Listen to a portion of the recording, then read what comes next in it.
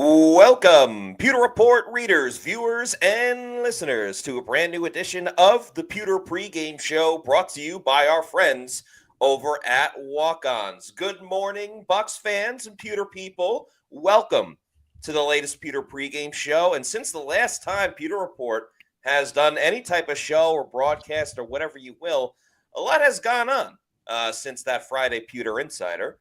Shaq Barrett is on the Tampa Bay Buccaneers, as was reported by PewterReport.com. Chuba Hubbard is not playing in this game. That is a big-time factor for this matchup, and the Bucs are fighting for their playoff lives. So a lot to break down this morning as we get into it all. I'm your host, Matt Matera. Joined with me is the face that runs the place at PewterReport.com, SR, Scott Reynolds. Scott, how we doing? We're doing good. This has been a weekend full of lineup changes for the Tampa Bay Buccaneers. A lot of lineup changes have gone on to this. And as you said, Matt, I think probably the biggest news happening that will affect this game is Chuba Hubbard not playing. Like, that's huge, right? When you've got basically a 1,200-yard rusher out for this game and coming off, 152 yards in last week's overtime win against the Arizona Cardinals, that's massive because he is a huge staple in Dave Canales' offense, and was not much of a factor in the last game. We should say 43 yards rushing on 12 carries, and really where he factored the most, Matt, was Anthony it was a positive Nelson for the Bucs. Yeah, stripping the ball away from Chuba Hubbard. The Panthers were in field goal range. It seemed like maybe a couple yards, and they could put Eddie Pinheiro out there for another kick. Now, he missed a couple in that game, and that was kind of a saving grace for the Buccaneers the last time around. That's kind of the forgotten story. Pinheiro missed a couple of kicks in that game. Tampa Bay ends up winning with their own field goal by Chase McLaughlin in overtime, but it goes back to that strip, that hero play by Anthony Nelson, the fumble recovery by Yaya Diaby, and then we saw Rachaad White rip off a huge run in overtime when Bucky Irving, who had 152 yards in that game himself, I think. But it was Rachaad White ripping off a big run to get the Buccaneers into field goal range, and they escaped Carolina with the win. So a lot has happened, and it'll be interesting to see if the Panthers come out and throw the ball as well as they did. I think that we talked about this on the Pewter Insider Show on Friday, Matt. Casey Rogers said, well, if you look at the last game against the Arizona Cardinals, that was the blueprint of how they want to win. Run the ball, run the ball, run the ball, run the ball. And I'm listening to Casey Rogers say that, and I'm thinking, no, that should not be the recipe to beat this Buccaneer team. It should be to throw the ball in the middle of the field, because that is exactly what Cooper Rush did last week against this team, and we've seen Kirk Cousins do that a couple of times. That's kind of been the formula for success. Dallas didn't run the ball, Matt. I mean, the Buccaneers shut it down, but they still lost the game and saw the Cowboys put up 26 points by throwing the ball. And I think Bryce Young is playing better than Cooper Rush. I think he's a more talented quarterback. So I don't know. You'd like to think that losing your primary weapon on offense hurts you, but he really wasn't much of a factor in that last game. Right, exactly. And the Panthers should have a different game plan for the Cardinals than they would the Buccaneers. They're two different opponents. Yeah. And the Cardinals have a more well-rounded defense than the Bucs do, at least at this point of the season. And we've seen it all year long. The Bucs can make teams one-dimensional. They're pretty solid at stopping the run. There's not been too many times this year where they've really been gashed trying to defend the run. It's been passing over and over and over and over. So Chuba Hubbard is a factor that with the fact that he's not playing in this game, especially when Raheem Blackshear, who has 3 rushing attempts for 13 yards on the entire season, which happened last game, by the way. It's something to pay attention to. It's clearly a downgrade when it comes to the personnel that the Carolina Panthers have. But to me, I don't know how much of a difference it really makes, alluding to what you were talking about before of Hubbard didn't have a good game against the Bucs last time in Carolina. I wasn't really expecting him to pop off. Now, yes, he did look great against the Panthers. Against the Cardinals. Yeah. He scored the game-winning touchdown, which made it all that much more surprising this week when they, when they shut him down. So,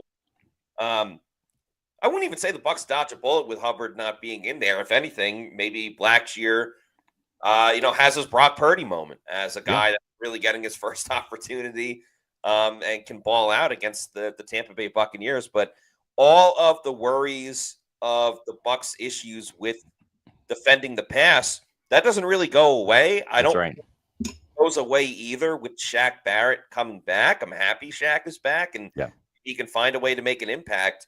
But there's still a lack of pass rush by the Bucs. We'll see how the blitzes work because it's 50-50. Sometimes the blitzes work, sometimes they don't. And, getting Jordan Whitehead back, I think overall helps just based on it's either him or Ryan Neal. And I think everybody in this chat would go with Jordan Whitehead. But I don't know. Yeah. All my concerns are still there for this game. Yeah, I agree. Jordan Whitehead, when he was healthy, wasn't playing well. He's not had a good season. He had a great game against Detroit. And really not much since then. Really was terrible against the Broncos here. You see he and KJ Britt, who will return to action as well. Buccaneers did make several roster moves yesterday that we'll get to. That they waived Vi Jones. You'd like to think that both he and Antonio Greer end up on the practice squad after this game here. They elevated Deion Jones, who is a more veteran linebacker. And so he's up from the practice squad. They also elevated Michael Pratt, the third-string quarterback, and they did that. And this is kind of important for next year. You can elevate a player from the practice squad 3 times, and they've done that now for Michael Pratt. I believe this is the 3rd time. And really what it does is it gives you a 53-man roster paycheck for that week. And rather than the practice squad money, which there's a big difference. I don't have the numbers handy right now, but it's a significant bump in pay. It's like a holiday bonus for Michael Pratt. That's really what it is. And there have been some teams that have tried to take him off the Bucs practice squad this year.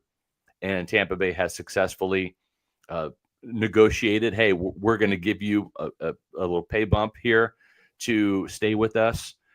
Kyle Trask will be a free agent next year. And so maybe Trask returns on a cheap 1-year deal. And then you have Pratt and Trask battle it out for the number 2 spot. Maybe Liam Cohen, the offensive coordinator, wants to go in a different direction at backup quarterback. Maybe they let Trask go. They draft a quarterback, or they sign a more veteran guy to back up Baker Mayfield. We'll see. But, a little bit of a gamesmanship there by the Buccaneers, wanting to keep Michael Pratt in-house and with the team moving forward. The other moves that they made, they signed the punter, Jack Browning, to the active roster. He had already met those 3 practice squad elevation limits, so they had to make that move there as well. And then Cameron Johnson comes back off injured reserve. He had an ankle injury and maybe surgery because he was out for a long time. But Cameron Johnson, who's now wearing number 19, this is him back in the preseason wearing number 9. That's not Joe Tryon-Shoyinka with the ball in his hands. That's Cameron Johnson. Right. Really high on this guy. We just haven't seen him because he's had a myriad of injuries dating back to training camp in the preseason. But maybe he can provide a little bit of spark. We might see him on kick returns because that's been an area where Raheem Jarrett has paired with Sean Tucker ever since Bucky Irving has kind of become that number 1 running back.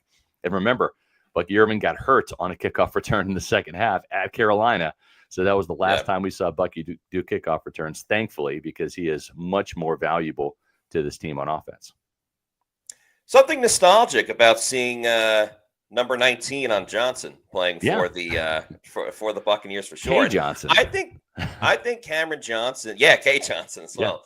I think Cameron Johnson can make his biggest impact as a punt returner. I think Raheem Jarrett's done okay there, and Sean Tucker's been okay on kick return. But punt return, Trey Palmer had one return last week against the Cowboys, but I mean, you take that out of the equation, and he's really hasn't been a factor in the return game at all this season. So I wouldn't mind throwing Cameron Johnson in there just to provide something a little bit different. I mean, Palmer's fast, but so is Johnson. I think he can make people miss in a different way. And with Sterling Shepard not playing in this game, Liam Cohen said that, Ryan Miller is going to be a guy that is going to pick up most of the slack in replacing him. But he also said they're going to need Rakim Jarrett and Cameron Johnson if he can get healthy too. So now that he is available and maybe in a new number will help him hold on to the football because he hasn't recorded a catch this year, but he hasn't played offense that much either. It just gives Liam Cohen another weapon to, try to factor into this offense and try to make a difference. So it'll be good to see him. Maybe he can tap into something that worked for him in training camp. Injuries have been an issue since training camp as well, but hey, he's good to go. They're going to need it with Sterling Shepard out, and we'll see. Yeah, so the players that are going to be out, Antoine Winfield Jr., and as you mentioned, Sterling Shepard is going to be out.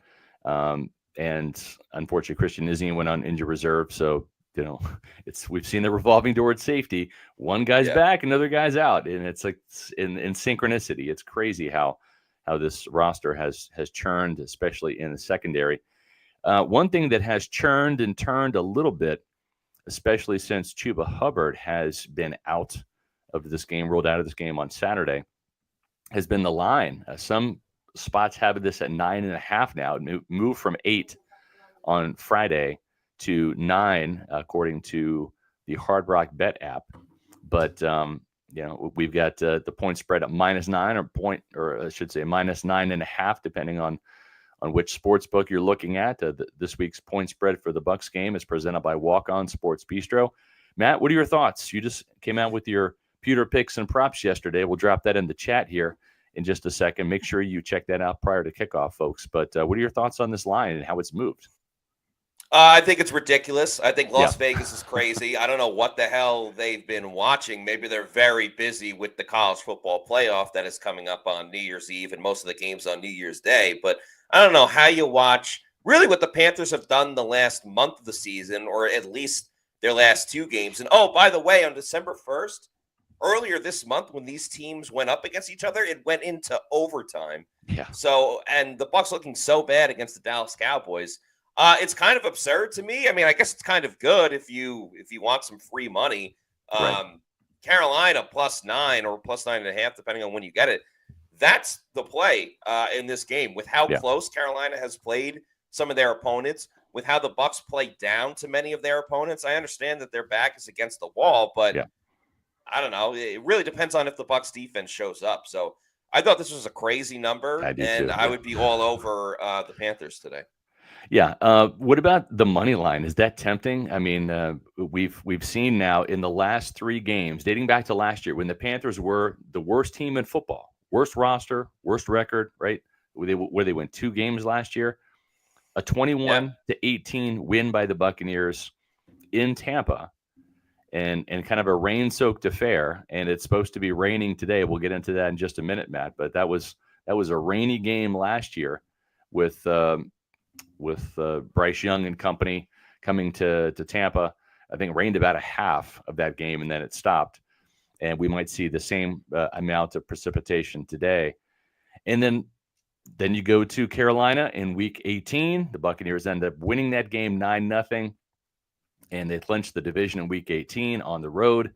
Baker Mayfield, we talked about this earlier in the week, 3 dropped interceptions in the first quarter. Remember, he was banged up and hobbled with a knee injury and a rib injury from that Saints game the week prior. And then the Panthers had a touchdown taken off the board. We also saw DJ Chark almost score a touchdown.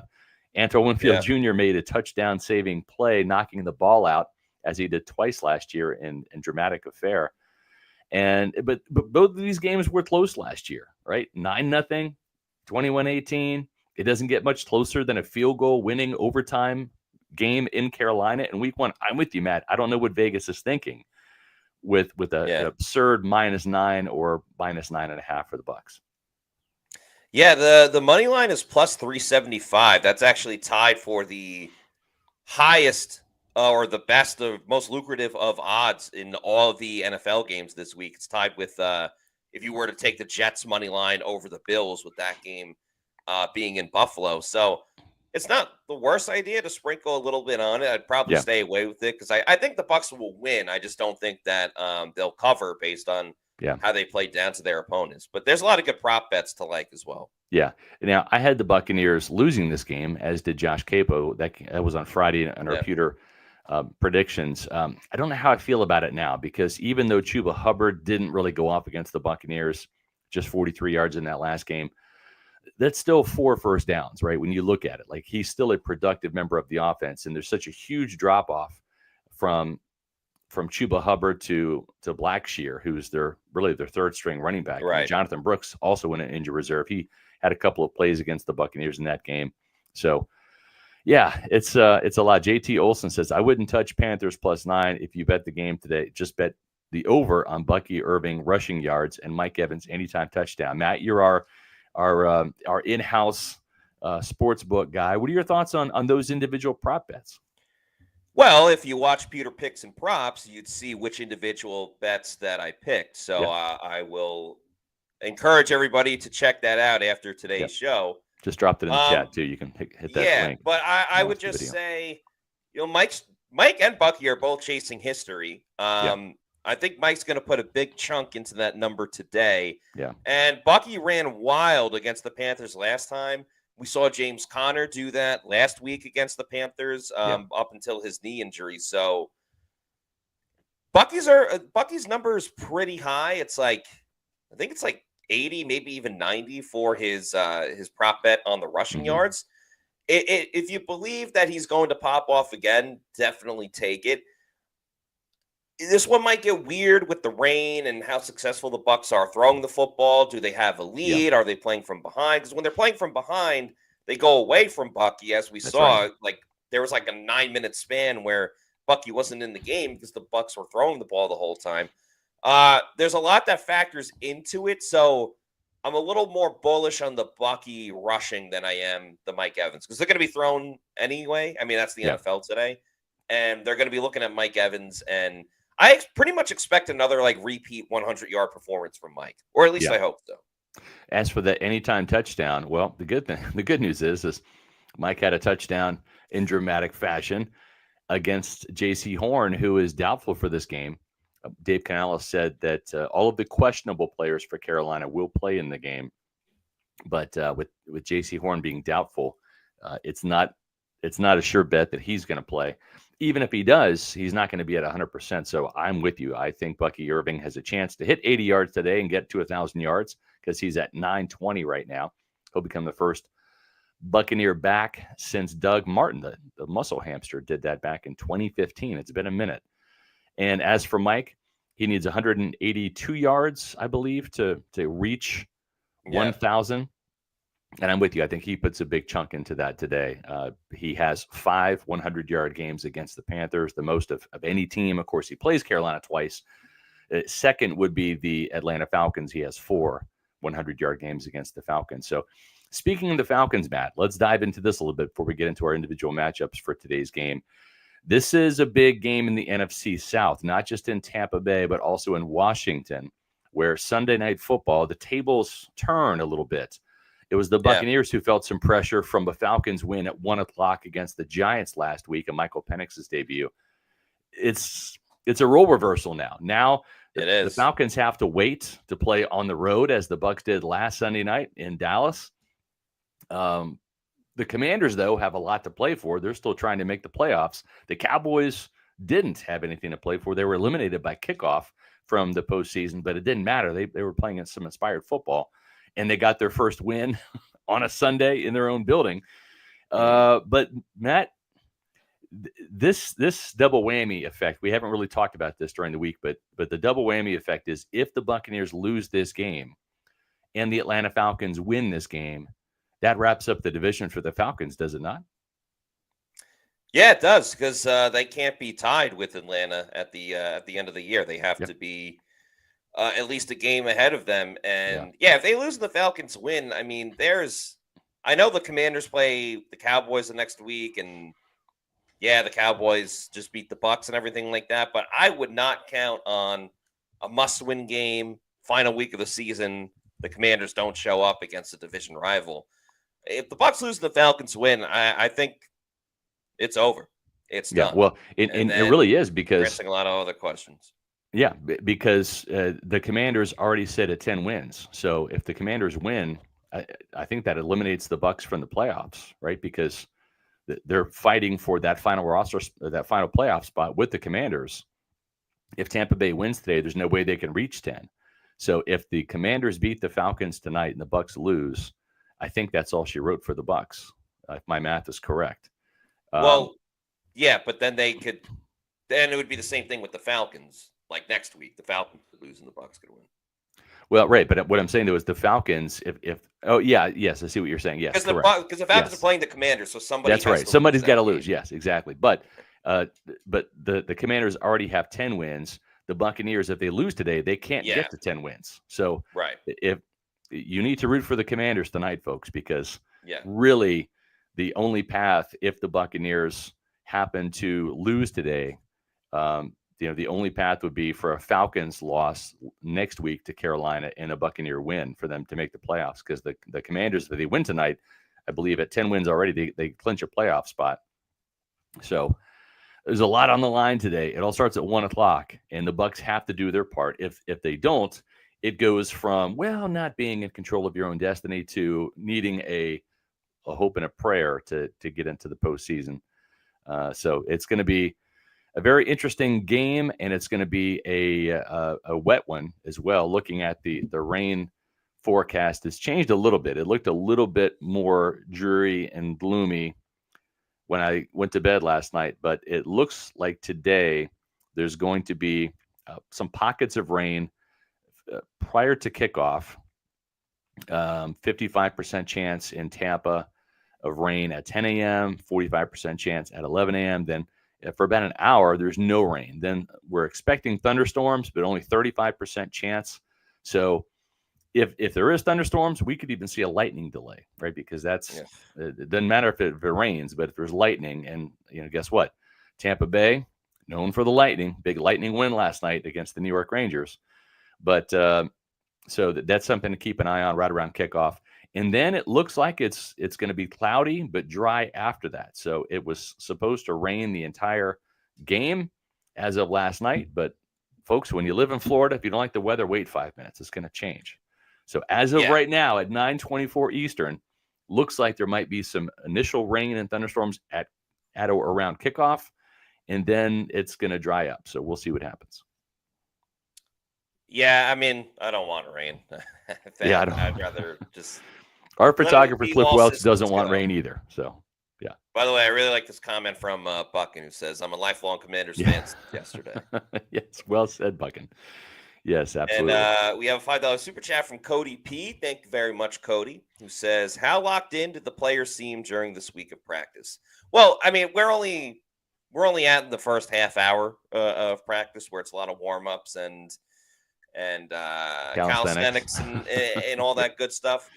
I will say, I don't think the Cowboys' loss is going to affect them this week against the Panthers. They know it sucked. Baker addressed how much it sucked losing that game. They're all chomping at the bit to be back and playing. They've done a good job with the 24-hour rule, I would say, on both ends, like winning big time and losing heartbreakers like they did last game. I mean, they've lost a couple of other close ones this season. The Kansas City game obviously comes to mind. I think everyone is still in high spirits. I think they're kind of holding on to the fact of, hey, if the Commanders win on Sunday night, then the Bucs are right back to controlling their own destiny, but they have to take care of business today. So I would say everyone's still in pretty good spirits despite how last Sunday night ended. Yeah, I would agree with that. In the locker room, it seemed pretty jovial this week in terms of short-term memory. And you know what? When you have a young football team, that's kind of the MO, right? It's like they kind of just shrug off wins and shrug off losses. So that's kind of good. The amnesia part of it is good for young teams. This is an interesting comment. We'll get to the super chat in a second here. But this is from Perry Groninger. I don't know if this is true. I'm assuming it is. It sounds right kind of in my head a little bit here.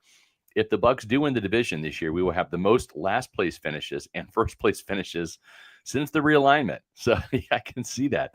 Tampa Bay will have won 4 NFC South championships in a row. Yeah. If they if they get that distinction this year.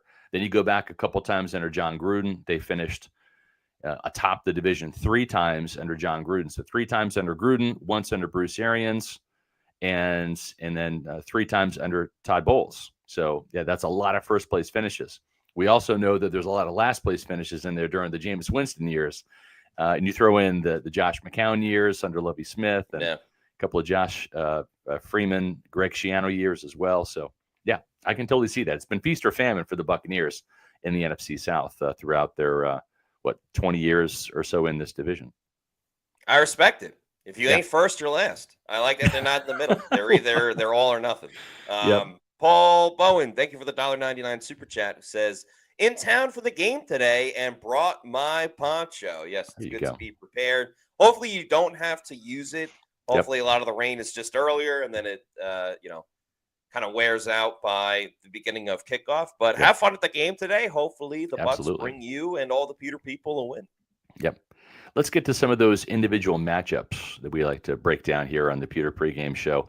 But first, your reminder to tune in at 1 o'clock. It's coming up quick today. There's no late game.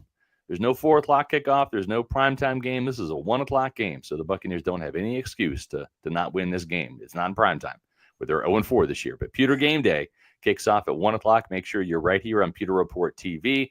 You can also follow the live stream on X and Facebook at Pewter Report. Josh Capo, Matt Matera, going to bring you all the action, insight, and reaction to the game. That's the most fun part, is to see Matt Matera go crazy with poor timeout usage and touchdowns and everything in between. So make sure you are locked in to Pewter Game Day at 1 o'clock. And let's get into some of these matchups here on the offensive side. We'll start on that side of the ball first for the Buccaneers. The Bucs offense versus the Panthers defense. The Panthers outside linebackers, their pass rush is not great. The Bucs pass protection from the offensive tackle position has been quite stellar this year. So that's a good thing. When you look at Jadeveon Clowney, he's not the guy he used to be. And they really don't have much of a pass rush. There's no Brian Burns. They shipped him to New York, and they really have not found, almost like the Buccaneers. The edge rush has kind of been non-existent this year, and that's why the Buccaneers threw that Hail Mary to get Shaq Barrett back to see if he can do something. DJ Wanham has 4 sacks. Jadeveon Clowney 3.5. Those are the top 2 pass rushers for this team from the outside. Ashawn Robinson, who's more of like an interior guy, leads the Panthers with 5.5 sacks. But I don't think that the Bucs have a lot to worry about from the outside rush when you got Luke Gedeke and Tristan Wirfs, Matt. Yeah, I think the Bucs pass protection struggled a little bit against the Cowboys last week. But again, you're dealing with a lot of focus on Micah Parsons, and then you try to blitz other areas. I don't think that'll be the case against the Panthers and their outside linebackers. I mean, Tristan, even a little banged up, is one of the best tackles in the league. I'm really impressed with Luke Gedeke and what he's done this season. I think it favors the Bucs that this is, again, not only just another matchup, but a matchup that's happened within this month. So I'll take the Bucs offensive tackles. I think they're a great duo. Me too, and they're rolling along. The Bucs running backs, and we say that because they use running back by committee here. Everybody but Sean Tucker, it seems. But we'll see Bucky Irving and Rachaad White. It's interesting that Rachaad White's got a couple starts, but Bucky ends up with more carries. I'm not sure what the thinking is to start Rachaad. That's a question for Liam Cohen, I guess, for next week. But it usually ends up being the Bucky Irving show. But Josie Jewell is an interesting guy. He had a big-time sack on Baker Mayfield the last time around, so he will blitz. He is a guy that Baker Mayfield has to worry about, not just handing the ball off, but dropping back to pass. And he's the Carolina Panthers' leading tackler among the front 7.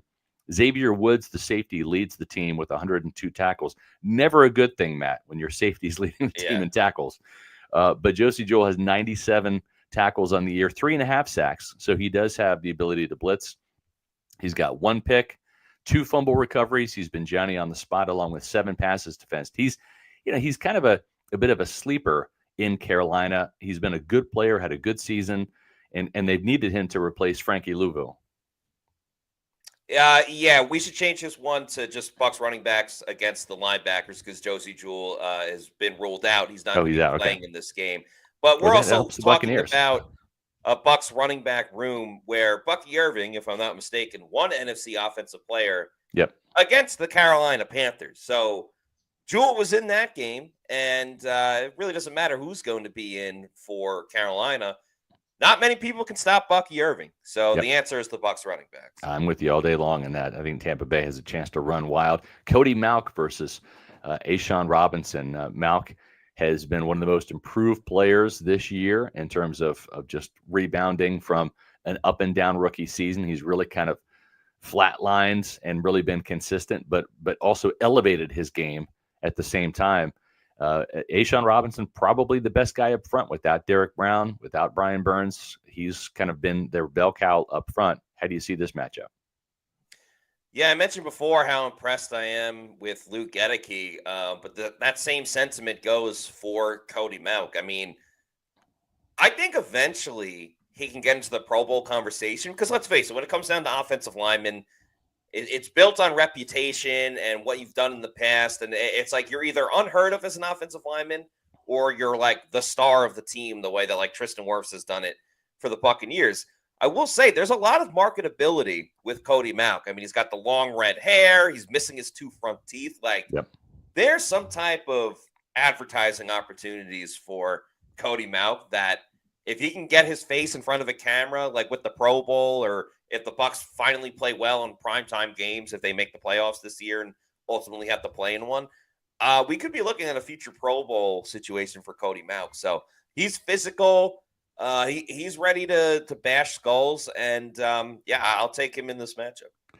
Yeah, I like Cody Mauch too. I think he's been a player that has really been kind of an unsung guy. I think he's got Pro Bowls in his future. And there you go, Matt, with this with his award-winning smile. How's that not a fan favorite? Come on. I know. Exactly. But yeah, I like Cody Mauch too. I think the arrow's pointing up for this guy. It's not just Tristan Wirfs and Luke Gedeke up front. I think Graham Barton's learning a lot of lessons this year. I love the fact the Bucs have been wire to wire with the guy outside of that Saints game that he missed due to injury. All of those reps are going to pay off, and I think we're going to see Graham Barton become the next Cody Mauch. In other words, the guy with up and down rookie season, and then he played the whole year, got that experience, and then he's going to take the big jump in his second year like Cody has. So I'm taking Cody in this one as well. Baker Mayfield versus Xavier Woods. This last game, that was one of those matchups, and it's a situation where you look at Xavier Woods, and he's had he's had some big plays for this Panthers defense. I still like Baker. I think this is a bounce back game for him. He did have a sack fumble last week, and plus the interception that really wasn't on him as much. But remember, he had two big interceptions in the second half. So we'll see what happens. The last time he played Carolina wasn't clean. Yeah, I'm a little worried with how the Bucs have turned the ball over lately, but that interception, that was a jump ball with Jalen McMillan. So I'm not as worried as I am about the fumbles that Baker Mayfield has had, but that doesn't really factor into this too much. So Bucs have shown really the one thing that stops them on offense is turnovers, at least for over the last 3 or 4 games. Outside of that, Baker, the Bucs, they do pretty much whatever they want. So because of that, it has to be Baker Mayfield. Yep, I'm with you on that. They need Baker today. They need non-turnover Baker and playmaking Baker. They also need Mike Evans to show up. Michael Jackson's probably going to be the guy that's going to be in charge of covering him. J.C. Horn is doubtful. If he plays, it might be Horn. But the Panthers' defense has just been riddled with injuries, as you mentioned. Josie Jewell is been ruled out for the game. Trevin Wallace, Shaq Thompson, those are linebackers who have been put on injured reserve. Their nickel corner, Shao Smith-Wade, has also been placed on injured reserve. They're dropping like flies in Carolina in terms of the defense. This is a no-excuse game for the Buccaneers. Caleb Farley and Michael Jackson, those are the guys that probably have the ability to match up with him. Dane Jackson's another one. But I like Mike Evans versus everybody today. Anybody. The world. give me Mike Evans. Yeah, Mike Evans is going to have a thriller of a game against Michael Jackson. I mean, there's not many people that can stop Mike Evans. Yeah, not many people can stop Mike Evans. He balled out last time against Carolina. I see no reason why he won't again. So the answer will always be Mike Evans. I'm with you. And, the answer when you're looking for food, fun, and football, folks, it's always Walk-Ons. Let Drew Brees tell you about it. Game day at Walk-Ons is just different. And it starts with the way our teammates prep each dish from our scratch menu. No shortcuts. We are hand cutting every single mozzarella log straight from the block. Hand peeling, stuffing, and bacon wrapping each voodoo shrimp. Hand carving ribeyes for our steaks and po' boys. And hand slicing, then tossing our boneless wings and our house-made sauces. With wall-to-wall TVs and food like this, why would you want to watch anywhere else? That's game day. The Walk-Ons way. That's right. Walk-Ons is the place to go for all of your food, fun, and football. Let me get the graphic up here. There we go. Game day specials. Folks, Saturdays and Sundays. Saturday's already over, but there's going to be another Saturday next week, which is cool because there'll be college football on. And then you've got Sunday, which is today. So those are the 2 days you can enjoy pints for $4.49 and 22-ounce pours for $5.99. Michelob Ultra, Bud Light, and Budweiser. $5 Heineken Silver 12-ounce cans, $5 neutral assorted flavors. And the good news is you have 3 locations to choose from in the Tampa Bay area. Lakeland, Midtown Tampa, down there by the stadium and where Matt Patera lives. He doesn't live at Walk-Ons, but he lives close to Walk-Ons. He's there a lot. We've seen him there a lot. Yeah. And then Wesley Chapel location, which is up by my neck of the woods across from the Outlet Mall. So 3 awesome places. Make sure you go to walkons.com for more. And then a quick reminder, tomorrow, hopefully it's a Victory Monday. Their happy hour is from 3 p.m. to close. They also have trivia nights on Monday. So you can go in there, watch some Monday Night Football, play some trivia, and enjoy happy hour specials from 3 to close, $3 happy hour pours, $3.99 domestic pints, $4 house wine, $5.49 22-ounce domestic drafts, a bunch of starters for cheap inflation-busting prices. And then Tuesday is their all-day happy hour, including $5 Tito's. Make sure, if you have not tried Walk-Ons, do it before the end of the year. Make that your New Year's resolution. I'm going to Walk-Ons, watch some football, have some fun, and some great food and drinks. You're not going to be disappointed. It's one of our favorite places. Make sure you hit the Walk-Ons. That's right. Let's look at the defensive side of the football for the Buccaneers. Bucs defense against Panthers offense. Will start out with the Bucs corners facing the Panthers wide receivers. Scott, who do you like in this matchup? This is interesting, right? Because you've got a couple of players that kind of went off a little bit in the last game. You had Xavier Legette, you had Adam Thielen, you had David Moore, former Buccaneer. And those 3 guys kind of combined to do some damage. It wasn't just one guy, like CeeDee Lamb went off for 100 yards in that last game. The Buccaneers do have Zion McCollum, Jamel Dean, and Tyke Smith to counter. You'd like to think that one of those guys is going to come away with an interception against Bryce Young. He hasn't thrown many interceptions down the stretch. I think he's 8 touchdowns, 4 interceptions in the last 7 games. So he's really cleaned up his act when it comes to turning the ball over.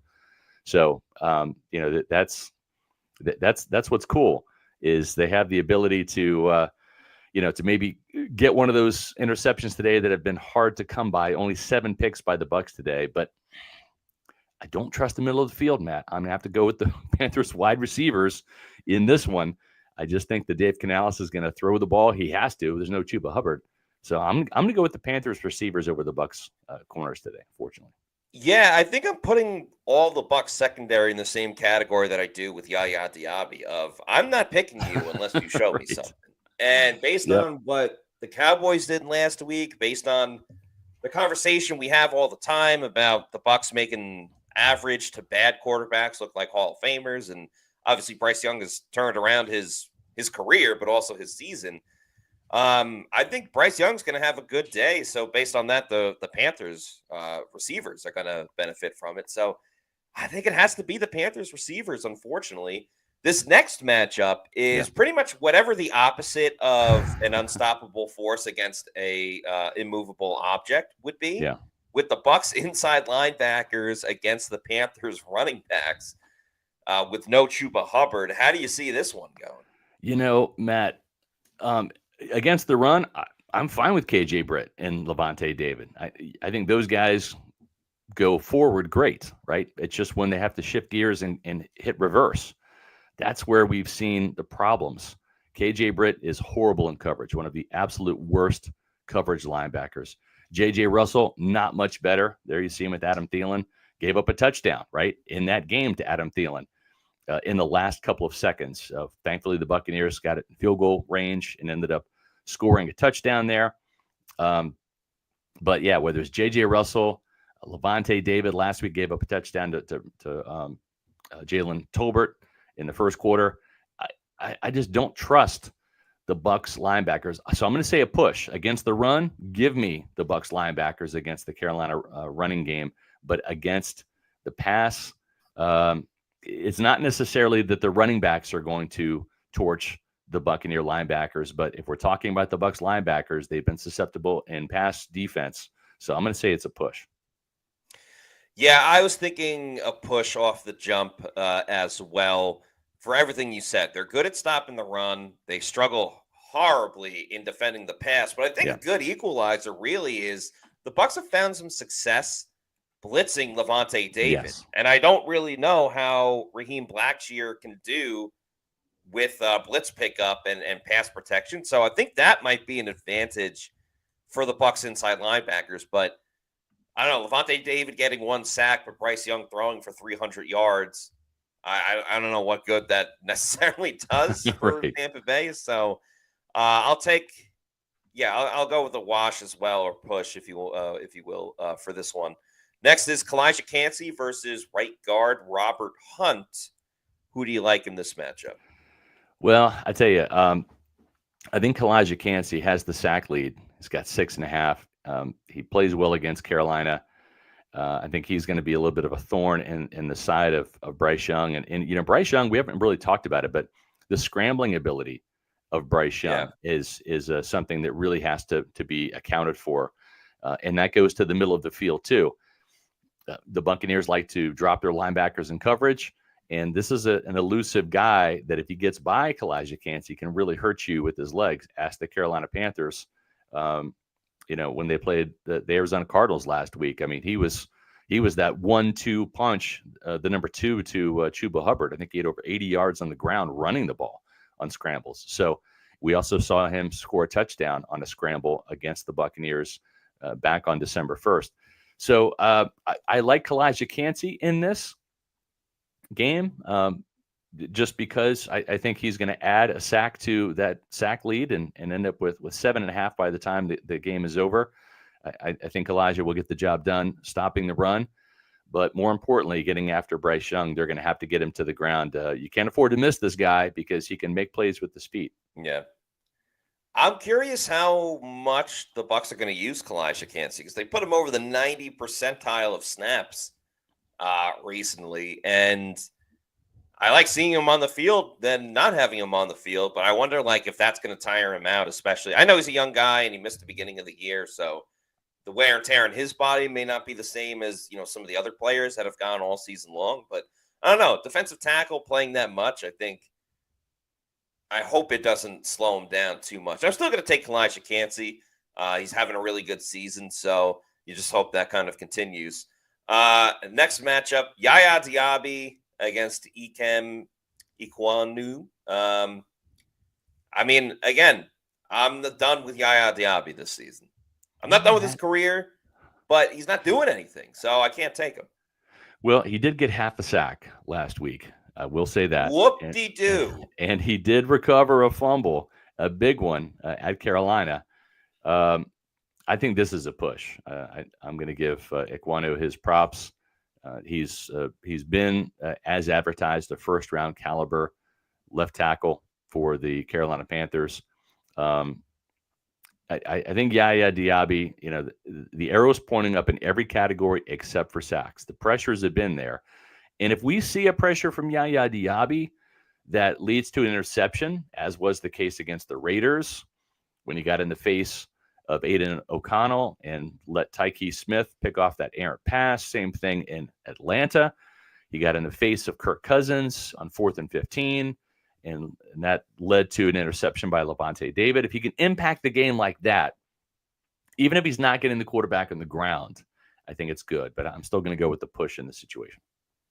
All right, get ready, Bucs fans. Let's open up the part of Raymond James Stadium to put Yaya Diaby in the Bucs Ring of Honor for all of those pressures. All those pressures. So I'll make sure I do the pre-write for that as well. The king of pressures, Yaya Diaby. Last up, Jordan Whitehead against Tommy Tremble, who has kind of killed the Bucs in some of their latest matchups. He's a buck killer. Yeah. For whatever reason, you see him beating Zion McCollum. This is back when the Bucs lost at Carolina back in 2022. Both these guys were rookies that year. Tremble had one of 3 touchdowns from P.J. Walker in that 21-3 win over Tampa Bay. It was a huge upset. And Tremble had a big game the last time against the Buccaneers as well. For whatever reason, he's just one of those guys that seems to kind of go off. I don't trust Jordan Whitehead in coverage. He's coming back from an injury. I think there's some rust to shake off there. He wasn't playing well beforehand. I like Jordan Whitehead. I wish that he was the player that they had hoped they were getting when they signed him rather than the player that he is this year. So I'm going to go Tommy Tremble just because he's worked the Buccaneers before. I'll go with Tremble too, just because you don't really know what you're going to get from Jordan Whitehead. He hasn't played in a month due to being on injured reserve. So do you get the good Jordan Whitehead? Do you get the struggling Jordan Whitehead that we kind of saw, maybe before he went on injured reserve? I don't necessarily know, but one thing we do know is Tommy Tremble kind of dominates against the Bucs. So I'll go with Tommy Tremble as well. Well, Pewter Report dominates when it comes to Bucs coverage. We don't have an app. That's the bad news. The good news is I can tell you about Autograph, which is essentially our app. We're on there with every other Bucs source of news and information you can find. And here's the best news about Autograph, Fandom Rewarded. It's a free download. That's right, free download. Download the app, Autograph, Fandom Rewarded, and it's free to use. It's absolutely free. So if you have not downloaded Autograph yet, do it. And it's really simple to use. You pick your favorite team, whether it's college or pro, and then all of the news aggregate information, all the stories from all your different sources pop up. Of course, Pewter Report is prominently featured there because we do a ton of content on the Tampa Bay Buccaneers. And the best part is you read Pewter Report news, you watch the Pewter Report videos and podcasts on the Autograph app, and you get rewarded. That's right, you get rewarded. Use the promo code Pewter to sign up. That's all you have to do. Just use Pewter. That lets Autograph know that we sent you their way, and check out our content. And every story you read, every video you watch, you earn coins. You cash in those coins for actual game tickets. It's fantastic. It's co-founded by Tom Brady, legendary Buccaneer quarterback, Super Bowl MVP, supposedly played for the Patriots. J.C. Allen tells me that all the time. I don't really remember that. I do remember him hoisting a trophy in 2020 at Raymond James Stadium. That's really all that matters. And all that matters for you is to download Autograph. And I will be doing a Buccaneer chat session with you guys on the Autograph app. All you have to do is click on Autograph around 12:30 today. Ask me your questions, give me your comments, your score predictions. It's prominently featured front and center, Buccaneers chat room. Click on that, and I'll be in there at 12:30, and we'll do a little pregame chat on the Autograph app. So we've got a couple super chats here, Matt, to end the program today. Yes, we do. We'll start it off with Paul, a.k.a. OG Baker Bro. Thank you very much for the $5 super chat. It says, no Matty Diamonds, but today a parlay of Evans plus 100 yards receiving, Bucky plus 100 yards rushing, Jalen McMillan plus 50 yards receiving, and Baker plus 25 rushing is money.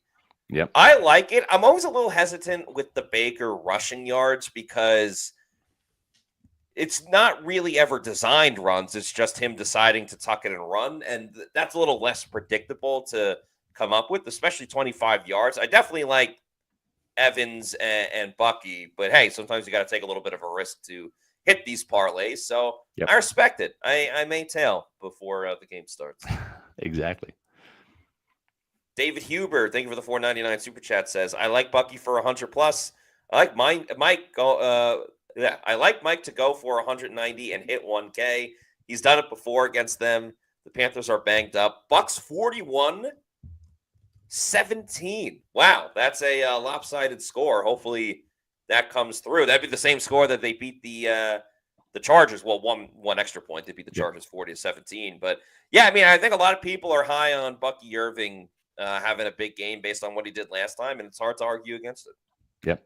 Bucs 41-17. Wow, that would be something today. And you know what? And it kind of should be. It's just this Bucs defense has just underperformed this year. And maybe it takes Chuba Hubbard being out to hold the Panthers down. And the Panthers defense is kind of wrecked in terms of their linebacking core has been decimated with injury. And if J.C. Horn doesn't play today, that's their top corner. They just don't have a lot of pieces left. And but they're going to fight. The Fighting Dave Canales will fight. Dave is the eternal optimist, and he'll have this team ready to go. I think the score is going to be tighter than that. I think now I predict the Buccaneers would lose this game. It's a kind of a toss-up for me. I could see this game going either way. Turnovers will tell the tale. If this Buccaneer team does not get takeaways on defense, they're going to struggle because Baker Mayfield might have the propensity to give you one. He might be in the gift-giving mood after Christmas, and that would be unfortunate, but that's kind of been the MO. You got to take the good Baker with the bad Baker, and hopefully this great Baker shows up today, and you can leave the bad Baker at home. But we'll see what happens with the weather. That could be an equalizer, loose ball, wet ball. We'll see. But I think it's going to be another close game, and hopefully the Buccaneers pull this out.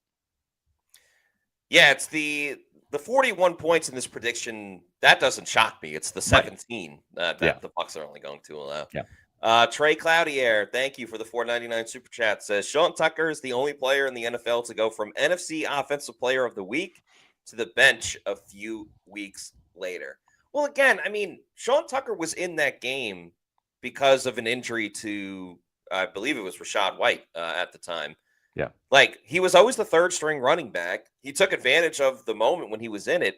And I just want to reiterate, the Bucs running game has been great this year. And Sean Tucker hasn't been a big part of it. Now, if they end up having to use him, fantastic, wonderful. Yeah. I think he'll do a really good job. But it's not like the Bucs run game is lacking and you have this Ferrari in the garage that you want to get going. You have it with Bucky Irving. You have it with Rachaad White. So each player has an important role. I understand maybe being a little upset that Sean Tucker hasn't been the guy, but that's because they have Bucky Irving and he's been doing it. So, you never know when he'll have his moment. Maybe it comes in week 18. You never know. But it's good to have. Yep. Russ Harris says, do you think Shaq Barrett will provide a spark on defense? I think he'll provide a spark from an emotional standpoint. I mean, he's one of the most loved Buccaneer players, and certainly just playing, this in 2023. A lot of the guys in the locker room still know him, right, and remember him. So I think that Shaq coming back will provide that bit of boost from a emotional standpoint. We'll see about the production, right? I think he does get some snaps maybe as a situational pass rusher if he's active today. He did pass his physical, but has not practiced with the team at the same time. Right. From 2019 to 2023, he was in this Todd Bowles defense, and not much has changed, especially up front. He can drop in coverage. No outside linebacker on this team has an interception, and Shaq Barrett has a couple. So he can drop in coverage. We know that. He can get to the quarterback. He's got more sacks than anybody at the outside linebacker position on this team as well. We'll see. It'll be interesting to see, if he's active. If he's not, then that means Jose Ramirez will be active today. Because as a situational pass rusher, Matt, I don't see Shaq going on there covering kicks and punts, right? So he's not going to be on special teams. Yeah. So there is a chance that he's not even active. Again, he had signed his contract yesterday, took the physical yesterday, has not practiced one lick with the Buccaneers. So doesn't mean that he won't play. If he does, I think that's a huge indication of how desperate they are for some pass rush from the outside linebacker position. It's going to be interesting to see. You could make the case for him not playing or playing today just because of what's at stake.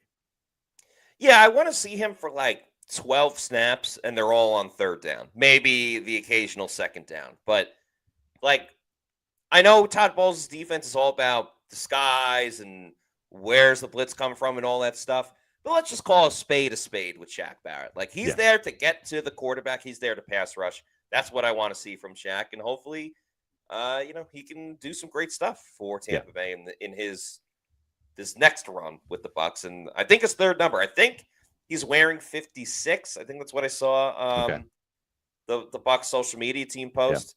So he's been here for a long time. He's wearing 3 different numbers. So not wearing 58. That's Marquise Watts. Not wearing 7. That's Bucky Irving. So 56. Exactly. We'll see if that number is lucky for Shaq Barrett. Appreciate Paul, aka OG Baker Bro, with a gifted 1 Pewter Report membership. That's awesome, folks. If you have not become a member yet of our Pewter Report community, there's a great way that you can help us out and show your support for Pewter Report and help us grow our community.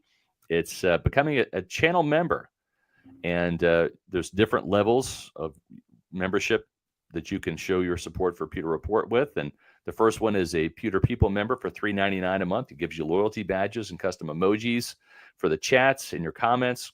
The Pewter Pro members get early access to our videos. I just posted a new Pewter Pulse video. Matt has got a new Pewter Picks and Props video up this weekend as well. When we publish those, we do it first for our members. They get about an hour's worth of early access to them before they go live to the world. And then also the Pewter Premier members at $9.99 a month. You also get weekly shout-outs in our Pewter Report podcast, as well as exclusive Q&A videos with myself and Matt Matera at 1:30 on Fridays, called our Pewter Insider. It's a bonus Pewter Report podcast that we do closer to kickoff. And then the Pewter Platinum members get a bunch of goodies in terms of free merch, exclusive Q&A videos, those Pewter Insiders, and a twice annual Platinum member meetup in Tampa. We'll have one of those probably in February for the Buccaneers once their season's over, and then another one around the start of Bucs training camp. So 4 great ways you can become a Pewter Report channel member for our Pewter Report TV. So that is that's what we're looking to do, is grow and build our community, and you guys have been a huge part of it. We want to also remember to let you guys know about Pewter Game Day, which is coming up in just a couple of hours here. And Matt Matera, Josh Capo are going to be at the controls and giving you guys all of the insight and information and reaction to the action at 1 o'clock, which is when we think the Bucs will be kicking off against the Panthers, unless there's a lightning delay, because there is supposed to be lightning in the area at 1 o'clock. We'll see.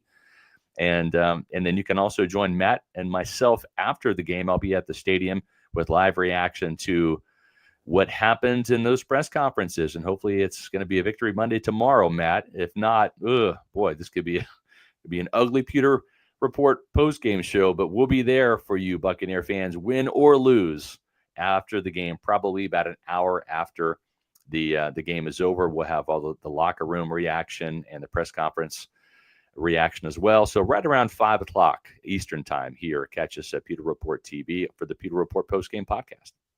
Yeah, a lot more coming up, so that'll do it for us on today's show. Just a reminder, everybody, please make sure you're following us on all of our social media on X, Facebook, and Instagram. We are at Pewter Report, and our YouTube channel is Pewter Report TV. Please like and subscribe. So, until the game kicks off, for Scott Reynolds, I'm Matt Matera saying thanks, everybody, for watching. We'll see you soon for another Pewter pregame show. Out.